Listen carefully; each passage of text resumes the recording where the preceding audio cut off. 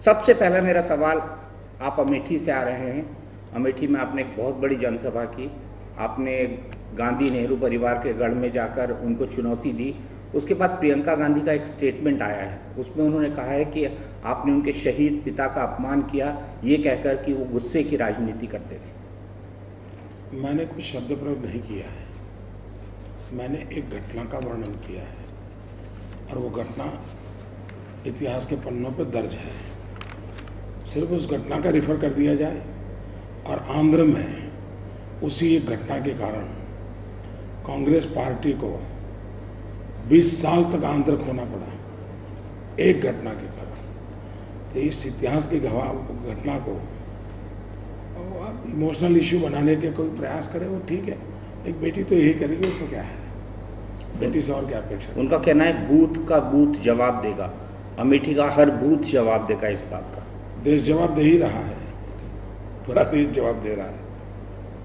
आपने जिस तरह की भावनात्मक अपील आज अपने भाषण के अंदर की, आपने अमेठी के विकास की बात की, आपने कहा कि किस तरह से अमेठी का विकास नहीं हुआ है पिछले 60 सालों के अंदर, जिसमें 40 साल नेहरू गांधी परिवार के थे। आपको लगता है भावनात्मक अपील काम करेगी वहाँ के वोटों? नहीं, मैंने तो नक्कर बातें कही है कि भाई टॉयलेट क्यों नहीं होना चाहिए, रोड क्यों नहीं होना चाहिए, बिजली क्यों नहीं होनी चाहिए। मैंने तो बड़ी सीधी सीधी बात कही है और मैं मानता हूँ अब देश की जनता को राजनेताओं से, कोई भी हो, मोदी हो तो मोदी से भी, इन्हीं चीज़ों का जवाब मांगना चाहिए। अब देश ने बहुत हो गया। आपको ऐसा लगता है कि राहुल गांधी को हराया जा सकता है उनके गढ़ में? पूरी कांग्रेस पार्टी हार रही है, राहुल गांधी भी उनमें से? पूरी कांग्रेस पार्टी हार रही है। मेरा कहना है राहुल गांधी, मैं कहता हूँ ना, पूरी कांग्रेस पार्टी हार रही है।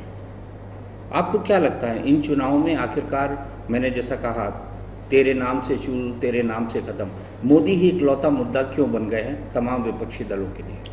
इसका जवाब वो लोग दे सकते हैं कि जो लोग डेवलपमेंट की बात करने को तैयार नहीं है, महंगाई का जवाब देने को तैयार नहीं है, भ्रष्टाचार का जवाब देने को तैयार नहीं है, बेरोजगारी का जवाब देने को तैयार नहीं है। पिछले 10 साल में उन्होंने जो वादे किए थे, उन वादों के संबंध में जवाब देने के तैयार नहीं है। और इसलिए उनको लगा कि मोदी मोदी करेंगे तो शायद उनकी गाड़ी चल जाएगी, लेकिन वही उनको महंगा पड़ गया। आपको लगता है महंगा पड़ रहा है? तो आप लोग तय कीजिए, देश की जनता ने तो तय कर लिया। देश की जनता ने तय कर लिया।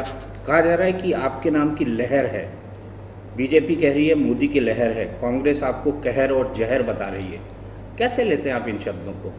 ये तो मैं देख रहा हूँ कांग्रेस के जितने भी लोग हैं उनमें जहर शब्द का बड़ा प्रचलन है। और ये शुरू हुआ जयपुर में, जब राहुल जी को उपाध्यक्ष बनाया, उनका राज्यारोहण हुआ, तो उन्होंने स्वयं ने अपना भाषण किया था।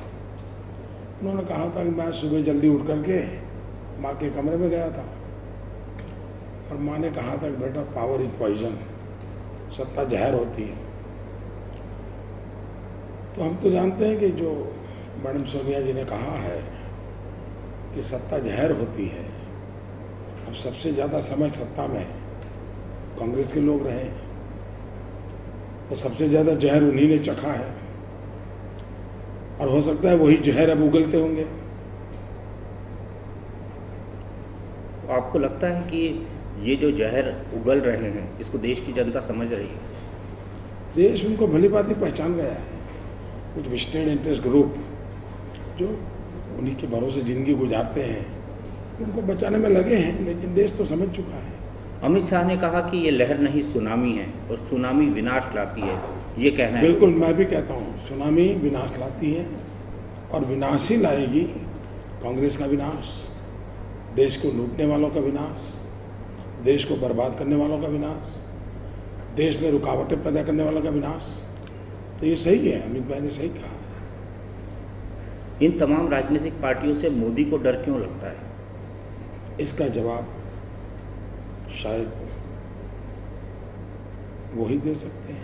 नहीं, मैं इसलिए ये कह रहा हूँ कि नेशनल कॉन्फ्रेंस, जम्मू कश्मीर की पार्टी, लालू यादव बिहार की पार्टी, जनता दल यूनाइटेड बिहार की पार्टी, नीचे आप तमिलनाडु चले जाइए, केरल में चले जाइए, सीपीआई, सीपीएम, हर के जबान पर सिर्फ मोदी ही मोदी है। देखिए, अगर देश की जनता का मुझे इतना समर्थन नहीं मिलता, देश की जनता की तरफ से मुझे इतना प्यार न मिला होता, मैं भी एक कोने में पड़ा होता, कौन पूछता भाई।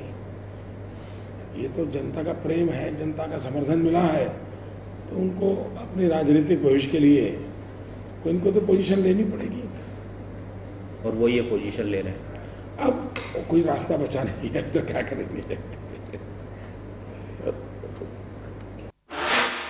दूसरे मुद्दे पर आते हुए नरेंद्र भाई, आपके इंटरव्यू को दूरदर्शन ने काट छांट कर दिखाया, वो एक बड़ा मुद्दा बन गया और चारों तरफ ये चलता रहा।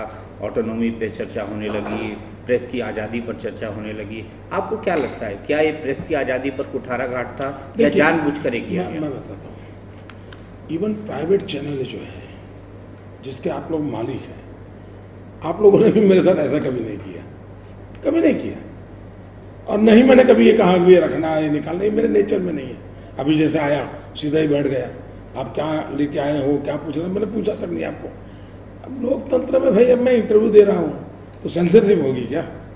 आपको मन मर्जी पड़े पूछना चाहिए, जवाब देना होगा तो मैं कहूँगा भाई ठीक है, रहने दो इसको, कैमरा के सामने कहूँगा, उस पर क्या है। अब दूरदर्शन ने मेरे से समय मांगा, मैंने उनको समय दिया। अब बाद में जो कथाएं सुनने को मिली है, तो मैं चाहता हूँ कि जो प्रेस की स्वतंत्रता के लिए काम करने वाले संगठन है, मीडिया के लोग हैं, इसको एक केस स्टडी मान करके अपना ही इंटरनली करेक्ट कैसे करना है उसका मूवमेंट करें। हम राजनेता तो क्या करेंगे, हम लोग तो कभी आपका प्यार मिलता है तो कभी आप लोगों के आलोचना मिलती है। मान लो कि तो प्रोफेशनल हैजार्ड है आप लोगों के साथ। नहीं, अगर नरेंद्र भाई के टाइम पर ये हो जाता तो इस पर कितना हड़कंप मचता, आपने सोचा है कभी? देखिए, मैं जानता हूँ जी, मैं जानता हूँ, इसीलिए मैंने कहा कि वेस्टर्न इंटरेस्ट ग्रुप के एक बार 1000-2000 लोग हैं जो दिल्ली में इन्हीं के आसपास उनकी रोजी रोटी चली है पिछले 50-60 साल तक। वो इनको बचाने के लिए हर प्रकार से तौर तरीके ढूंढते हैं। अगर बात करी जाए आपकी पॉलिसीज़ की, आपके फॉरवर्ड प्लानिंग की, आपके विजन 2019 तक की, सबसे पहली बात आती है फॉरेन पॉलिसी की। विदेश नीति को लेकर बीजेपी का ऐसा मानना है कि मनमोहन सिंह सरकार बेहद कमज़ोर रही है। आपका क्या मानना है? आपका चीन और पाकिस्तान दोनों के प्रति किस तरह का नज़रिया होगा? क्या ये नज़रिया सख्त होगा? देखिए, पहली बात है कि मनमोहन सिंह जी की सरकार की विफलता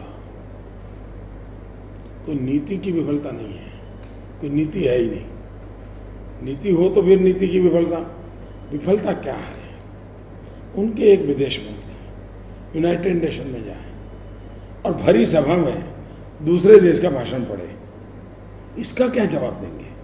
उनके एक दूसरे विदेश मंत्री चाइना घुसपैठ कर रहा है, उसके संबंध में चाइना से बात करने जाते हैं और बीजिंग में जाके कहते हैं कि मुझे तो बीजिंग में रहने का मन कर जाता है। अगर भारत का विदेश मंत्री ऐसे तौर तरीके अपनाएगा तो दुनिया में हमारे देश को सीरियस कोई लेता ही नहीं जी। दूसरा, विदेश नीति का संबंध इनडायरेक्टली देश कितना मजबूत है उस पर डिपेंड करता है। अगर हिंदुस्तान मजबूत है तो दोस्ती अपने आप बनती है, देश ही अपने आप खोखलापन दिखाता है तो दुनिया में कौन हमसे दोस्ती करेगा? हमसे दोस्ती करके उसको फायदा क्या है? उसको लगता है चलो तुम अपना नहीं संभाल सकते हो, मुझे क्या संभालोगे? इसलिए अगर भारत मजबूत होगा तो दोस्ती भी मजबूत होगी। कैसे करेंगे आप इसको मजबूत? कैसे, क्या आपकी पॉलिसी होगी चाइना और पाकिस्तान को लेकर? देखिए, भारतीय जनता पार्टी ने हमेशा कहा है विदेश नीति जो रहती है वो म्यूचुअल अंडरस्टैंडिंग की होती है, रेसिप्रोसिटी की होती है। और मैं हमेशा कहता हूँ कि देखिए, जमाना चला गया कि आंख दिखा करके दुनिया में संबंध बनते हैं, इम्पॉसिबल। आंख झुकाकर जीने से भी कोई फायदा नहीं है और इसलिए दुनिया के देशों के साथ आंख मिला करके बातचीत करने की ताकत वाले संबंध होने चाहिए। कोई हमें आंख न दिखाए, हम किसी को न दिखाए। हम ये नहीं चाहते कोई आंख झुका करके हमारे पास आए, हम भी नहीं चाहते हैं कि हिंदुस्तान को आंख झुका करके जाना पड़े। हिंदुस्तान विश्व की कितनी बड़ी क्यों न शक्ति हो, आंख मिलाकर के बात करने का उसका तजुर्बा होना चाहिए। आंख मिलाकर बात करने का तजुर्बा होना चाहिए। लेकिन पाकिस्तान के टेलीविज़न चैनल पर आजकल बड़े तबसरे चल रहे हैं कि मोदी साहब आने वाले हैं, अब खतरे की घंटी बजने वाली है, मादरे वतन के बारे में सोचना चाहिए।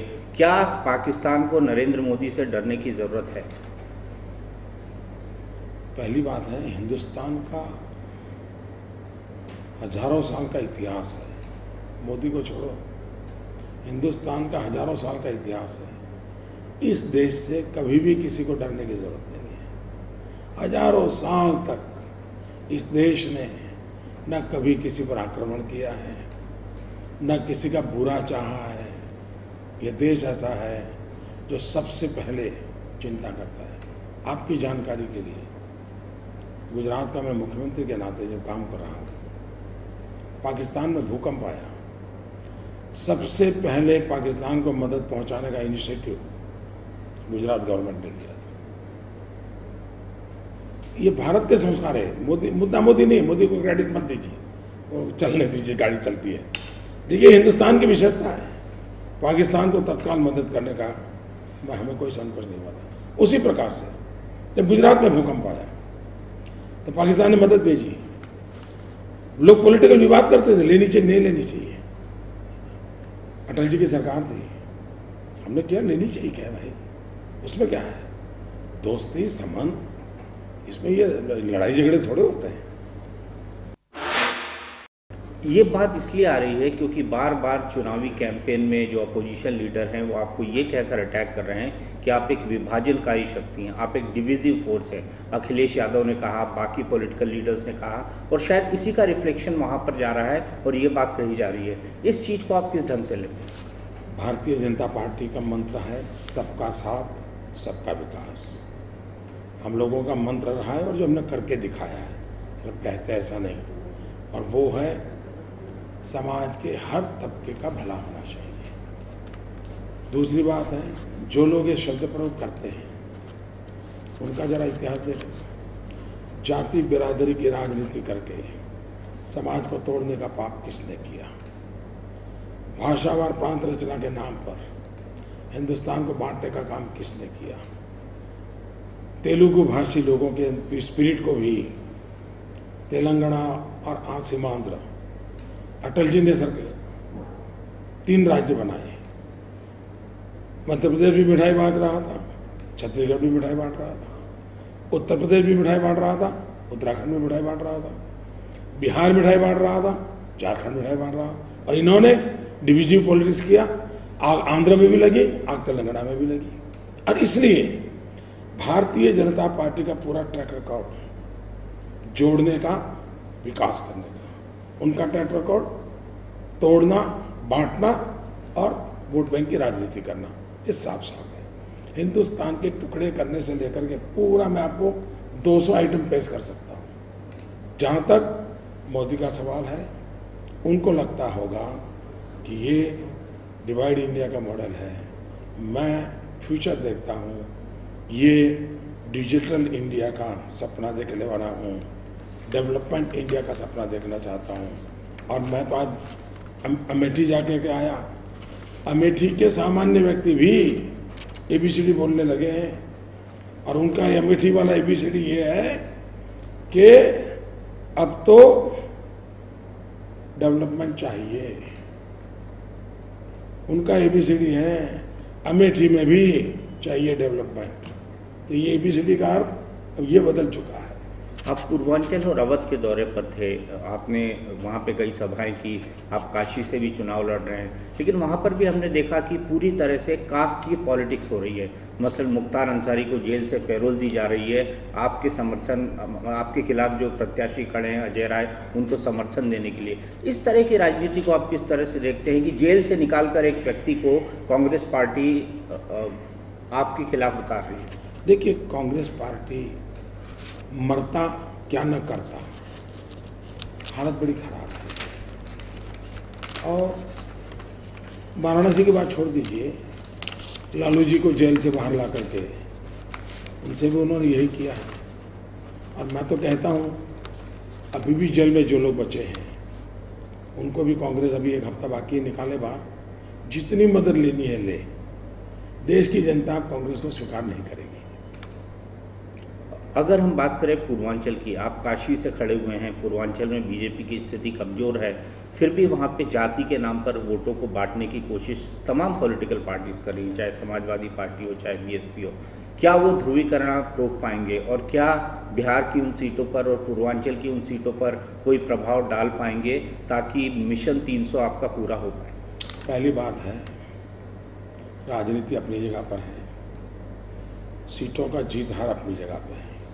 इससे भी ऊपर एक दुनिया है और मैं उससे जुड़ा हुआ, जिसे मैं राष्ट्रनीति भी कह सकता हूँ। बहुत पहले मेरे एक भाषण में मैंने बड़े विस्तार से कहा था कि हम अपने भारत माता के नक्शे के तौर देखें तो भारत माँ का एक भुजा तो कुछ दमखम दिखता है, लेकिन भारत माँ की पूर्वी भुजा दुर्बल दिखती है। भारत माँ की पश्चिमी भुजा, महाराष्ट्र हो, गोवा हो, कर्नाटक हो, गुजरात हो, हरियाणा हो, पंजाब हो, कुछ आर्थिक प्रवृत्ति चल रही है। लेकिन पूरब की ओर देखें, बिहार, उत्तर प्रदेश का पूर्वी हिस्सा, उड़ीसा, सीमांध्र, आसाम, पश्चिम बंगाल, नॉर्थ ईस्ट, ये सारे इलाके इतनी प्राकृतिक संपदा के बाद भी गरीब है। आप देखिए पूर्वांचल में दिमागी बीमारी के कारण 1 लाख बच्चे मारे गए, किसी राजनेता को पीड़ा नहीं हो रही है। ये जो मैं सुनता हूं और मेरा मत है, अगर भारत माँ को मजबूत बनाना है तो जैसे उसकी पश्चिम की भुजा कुछ ठीक ठाक है, पूरब की भुजा भी भारत माँ की वैसी बननी चाहिए। और इसलिए काशी जाने का जो कुछ भी मेरी पार्टी का निर्णय है, मेरा इमोशनल अटैचमेंट ये है कि मैं भारत माँ की उस भुजा को मजबूत करने के लिए परमात्मा ने जो भी बुद्धि शक्ति समय दिया है उसका उपयोग करना चाहता हूँ। क्या आप काशी को उतना समय दे पाएंगे? बिल्कुल दे पाएंगे, क्यों नहीं दे पाएंगे, बहुत दे पाएंगे। अगर आगे बढ़ें तो मैं बार बार आपको देख रहा हूँ और मुझे ये व्हाइट लोटस दिख रहा है और ये आजकल बीजेपी का एक स्टेटमेंट बन गया है। मुझे ये बताइए कि व्हाइट लोटस आप लेकर कहाँ से आए और कैसे शुरू हुआ है व्हाइट लोटस? मैं बताता हूँ क्या है, क्योंकि मैं जब आपको देख रहा हूँ तो मेरी आंखों में सीधे व्हाइट लोटस दिखता है। ऐसा है कि पहले हम लोगों का चुनाव चिन्ह था वो कलरिंग था। हाँ। तो हम लोग सोच करके तय किया कि हमारे अरुण जैन करके इंजीनियर कार्यकर्ता है, आजकल हमारा दफ्तर देखते 1100 करोड़, वे भी नया नया अच्छा सोचते हैं। उनका ये आग्रह था कि मोदी जी हमको ये कलर सिंबल से बाहर आना चाहिए और simple black and white colour. और हमने इलेक्शन कमीशन को लिखा, इलेक्शन कमीशन ने मान्यता। तो एक तो बात ये है, और उसकी क्रेडिट में अगर देनी है तो मैं अरुण जैन को दूंगा, तो ही द पर्सन उसने इस काम को किया। दूसरा, मैं जब से राजनीति में आया, मैं तो मुल्क तो पहले तो संगठन का काम करता था, मुझे सत्ता से लेना देना नहीं था। तो मैं हमेशा इस बात का आग्रही रहा हूँ कि चुनाव में बीजेपी के कार्यकर्ता के शरीर पर सिंबल होना चाहिए, उसके व्हीकल पर सिंबल होना चाहिए और वो कम से कम खर्चे में ज़्यादा प्रचार करता है। जैसे अभी मैं एक प्रयोग कर रहा हूँ, व्यापक रूप से गुजरात में तो मैं करता हूँ, अभी देश में भी कर रहा हूँ। महिलाओं का संपर्क करने जाते हो तो हाथ में कमल की मेहंदी रखो। कमल की मेहंदी 5-6 दिन रहती है, खर्चा बिल्कुल नहीं होता है। अच्छा, कोई भी महिला मेहंदी के लिए मना नहीं करती। तो इन दिनों लाखों हमारे कार्यकर्ता बहनें घर घर जा करके कमल की मेहंदी रख करके आती हैं। तो ये सिंबल अपना चलता रहता है। तो ये हमारे देश में बहुत सरलता से कैंपेनिंग कैसे हो, तो आपने देखा होगा डे 1 से इलेक्शन डिक्लेयर हुआ, आपने मेरे शरीर पर कमल देखा ही होगा। और आपके देखा देखी सब लगाने लगे? देखा देखी नहीं, हम लोगों ने आग्रह किया है कि भाई ये रहना चाहिए। सभी नेता लगाते हैं। और तो एक फैशन स्टेटमेंट हो गया। बिल्कुल फैशन स्टेटमेंट हो गया है, क्योंकि नरेंद्र मोदी लगा रहे हैं तो फैशन स्टेटमेंट होना ही है।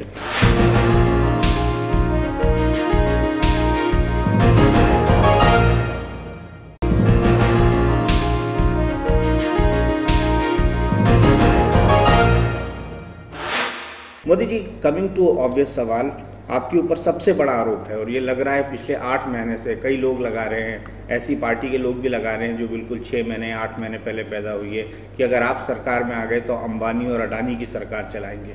आप क्या कहते हैं ऐसे, जब इस तरह के आरोप आप पर लगते हैं तो आपको क्या लगता है, आप क्या कहते हैं? 14 साल में तो ऐसा आरोप नहीं लगा। अभी क्यों लगने लगे? 14 साल में तो नहीं लगा, तो लगाने वालों की मजबूरी होगी। और दूसरा, हमारे राहुल भैया बोल रहे हैं दिल्ली में उनकी सरकार है, एनफोर्समेंट डायरेक्टर ही है, कौन रोकता है उनको? दूसरा, मैं आपकी चैनल को एक रिक्वेस्ट करता हूँ, क्या आप लोगों का काम नहीं है कि कभी ऐसे झूठ को चलाते रहे तो उसकी गहराई में जा कर के जनता के सामने हमें पूछने की जरूरत नहीं है, सत्य लोगों के सामने रखने में क्या जाता है? अगर इतना आप करोगे तो लोकतंत्र की मदद होगी। और मैं चाहूँगा कि आपकी चैनल ये काम करें, मेरी सरकार से जो इन्फॉर्मेशन चाहिए सारी हम आपको देने को तैयार हैं। बिल्कुल हम ये काम करेंगे, आप कीजिए और गहराई तक करेंगे। बिल्कुल। अगला मुद्दा मेरा है कि भ्रष्टाचार से मुकाबला करने के लिए अगर आपको करना है, और आपके मैनिफेस्टो में भी है, तो सफाई आपको घर से शुरू करनी पड़ेगी। यानी बीजेपी में भी कई भ्रष्टाचार के केसेस आए हैं, कई लोग ऐसे हैं जिनके ऊपर भ्रष्टाचार के आरोप है, क्या आप उसके लिए तैयार हैं? पहली बात है, मैं गुजरात सरकार चला रहा, अब तक कोई हम पर आरोप नहीं लगा है।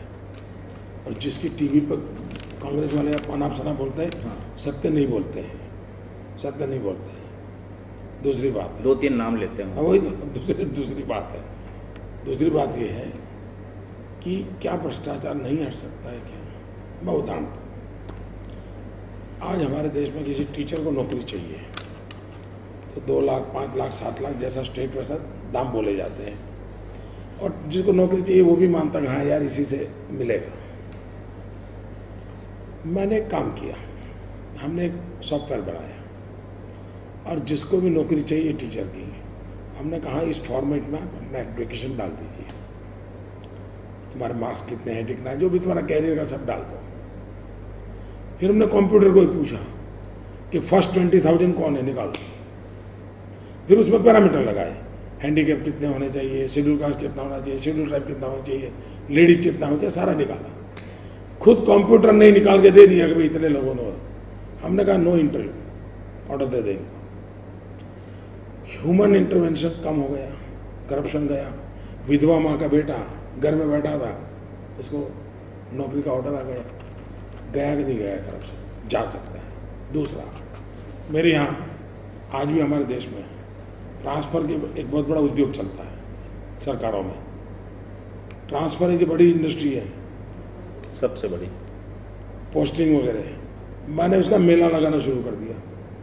साल में एक बार मेला लगाता हूँ, जिसको ट्रांसफ़र चाहिए वहाँ आए, बोर्ड पे मैं लिख देता हूँ तहसील में कि भाई इतनी इतनी वैकेंसी है, बताओ। जो सीनियर होगा उसको पहला चांस मिलेगा।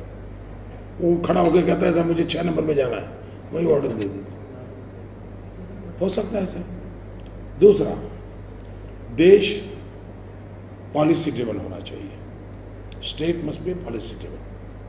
अगर नीति आधारित काम चलते हैं तो कोई आदमी इंटरनेट पे जाकर भी देख सकता है भी ये नीति है, ये मुझे मिलेगा या नहीं मिलेगा, फिर वो इधर उधर रास्ते नहीं खोलता है। तो state must be policy driven, जिसमें मिनिमम ग्रे एरिया होता है। जीरो नहीं कह सकता मैं, क्योंकि किसी भी इंसान में इतनी बुद्धि नहीं होती है कि एकदम परफेक्ट जीरो निकाले, लेकिन मिनिमम ग्रे एरिया होता है।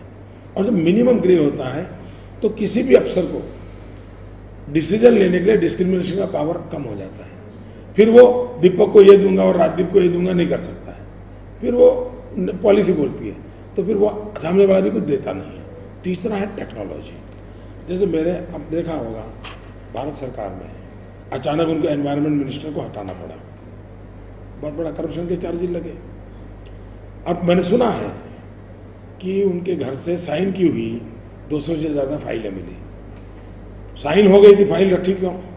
तो किसी का आने का इंतजार हो रहा था, यही हुआ। मेरे यहाँ क्या है, मैंने गुजरात में प्रयोग किया, एनवायरनमेंट क्लियरेंस की सारी फाइलें आते ही ऑनलाइन चली जाती हैं। कोई भी व्यक्ति उसको देख सकता है कि फाइल कहाँ घूम रही है, कहाँ जा रही है, कहाँ अटकी है, तुरंत पता चलता है कि गड़बड़ चल रही है। और मैं मानता हूँ कि ऐसा नहीं है कि करप्शन हटाया जा सकता है। दूसरा, ऊपर वाले ने जिम्मेवारी लेनी पड़ती है। कोई ऊपर वाला ये कहे कि मैं कुछ नहीं करता हूं, मैं तो ईमानदार हूं, ऐसा नहीं चलता है जी। आपको बेईमानों के खिलाफ 0 टॉलरेंस रखना पड़ता है, तो परिणाम मिलता है।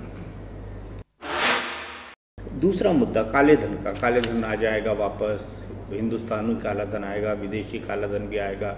बाबा रामदेव तो यहाँ तक कहते हैं कि हर आदमी लखपति हो जाएगा अगर ऐसा होगा।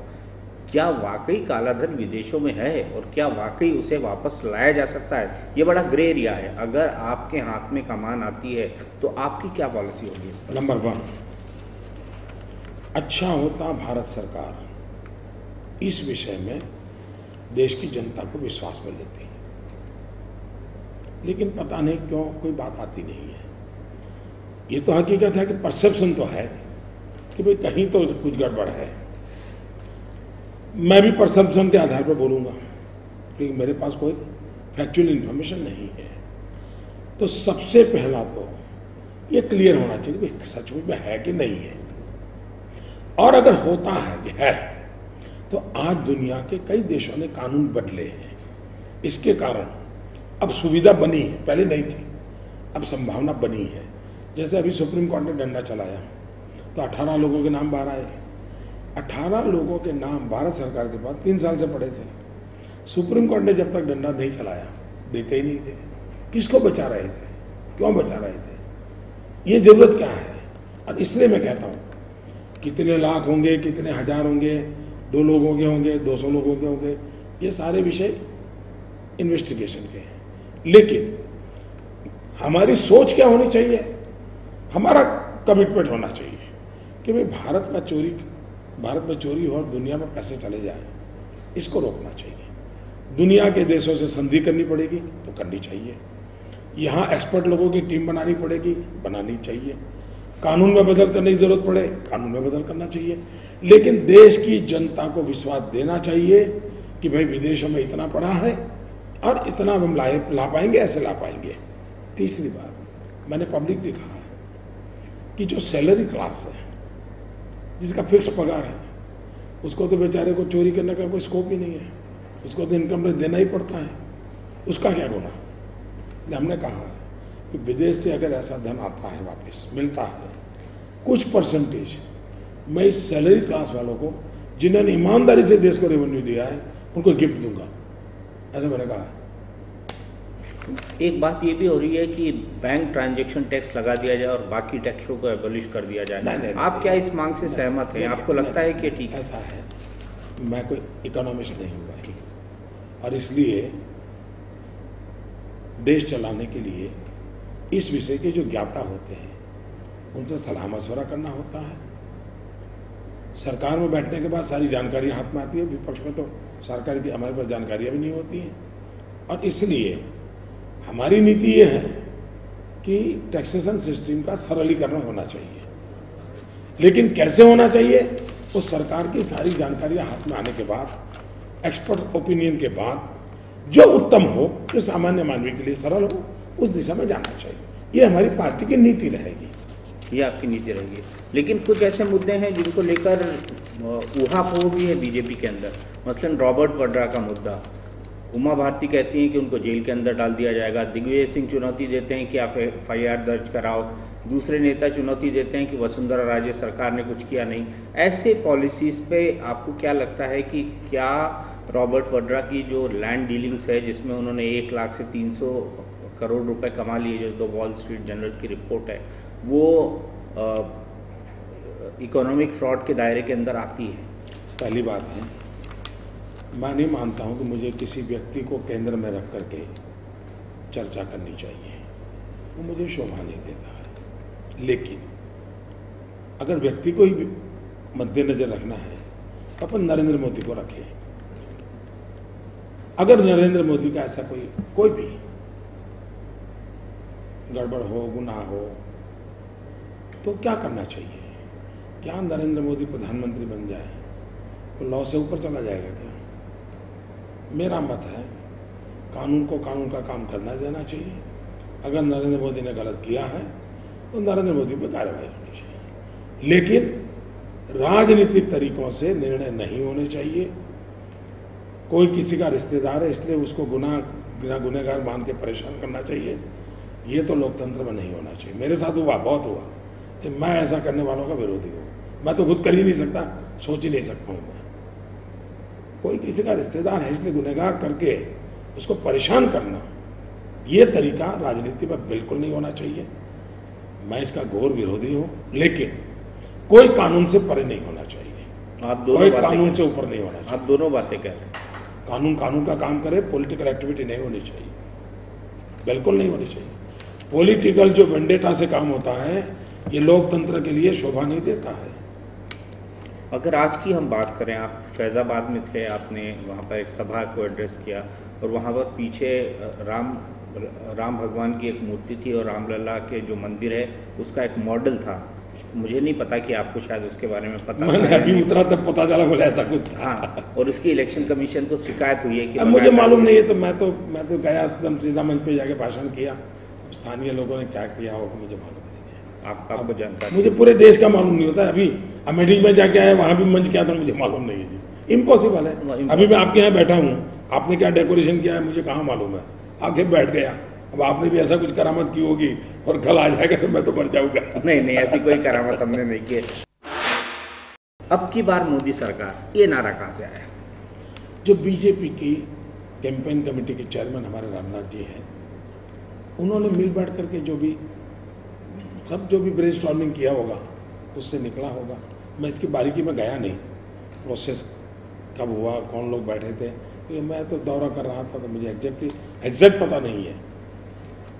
लोग कहते हैं कि आपने, प्रधानमंत्री कहते हैं कि नरेंद्र मोदी की लहर है, लेकिन वो लहर सिर्फ मीडिया में है और इवेंट मैनेजमेंट के कारण है। आपको ऐसा लगता है क्या प्रधानमंत्री जो कह रहे हैं? मुझे अच्छा लगा प्रधानमंत्री जी ने बयान दिया, क्योंकि कम से कम प्रधानमंत्री से सुनने को मिले, ये भी अपने आप में देश के नागरिक के नाते हमारा सौभाग्य है। लेकिन मैं प्रधानमंत्री जी से पूछना चाहता हूँ, क्या कभी उनको महंगाई दिखाई दी, कभी उनको बेरोजगारी दिखाई दी, कभी भ्रष्टाचार दिखाई दिया, आसाम का कत्लेआम कभी उनको दिखाई दिया? कुछ नहीं दिखाई दिया, तो लहर कहाँ से दिखाई देगी जी? उनको कुछ नहीं दिखता है। अगर हम माने कि बीजेपी 272 तक नहीं पहुंच पाती है किसी कारण से, 272 का जादुई आंकड़ा एनडीए नहीं छू पाता है, तो आपको सहयोगियों की ज़रूरत लगेगी। लेकिन आपने जिस तरह का कैंपेन किया है, चाहे वो ममता दीदी के लिए हो, चाहे वो नवीन पटनायक के लिए हो, चाहे वो जयललिता जी के लिए हो, बड़ा एग्रेसिव किया है, बहुत एग्रेसिव प्रचार किया है। तो आपको नहीं लगता कि ऐसे में नए साथियों को ढूंढना बड़ा मुश्किल पड़ जाएगा और दिक्कत आएगी एक कोalition बनाने के लिए? पहली बात है, देश की जनता बहुत समझदार है। राजीव गांधी के बाद ये पहला चुनाव ऐसा है जिसमें देश की जनता किसी भी प्रकार के जो और तो के बिना क्लियर कट मैंडेट देने वाली है, क्योंकि देश की जनता को अस्थिरता नहीं चाहिए, देश की जनता को स्थिरता चाहिए, देश की जनता को मजबूत सरकार चाहिए। देश की जनता भली बातें समझती है। सारे पॉलिटिकल पंडित अपने पुराने हिसाबों से चलते हैं कि 6 होता है तो 8 होता है, 8 होता है तो 5 होता है, इसी में चलते हैं। देखिए, चुनाव अरिथमेटिक का नहीं है, ये चुनाव 125 करोड़ देशवासियों के मन की केमिस्ट्री का चुनाव है। और इसलिए अरिथमेटिक में 1 + 1 2 होता है, लेकिन मन की केमिस्ट्री में 1 के बगल में 11 होता है। और इसलिए ये चुनाव 125 करोड़ देशवासियों के मन की केमिस्ट्री का।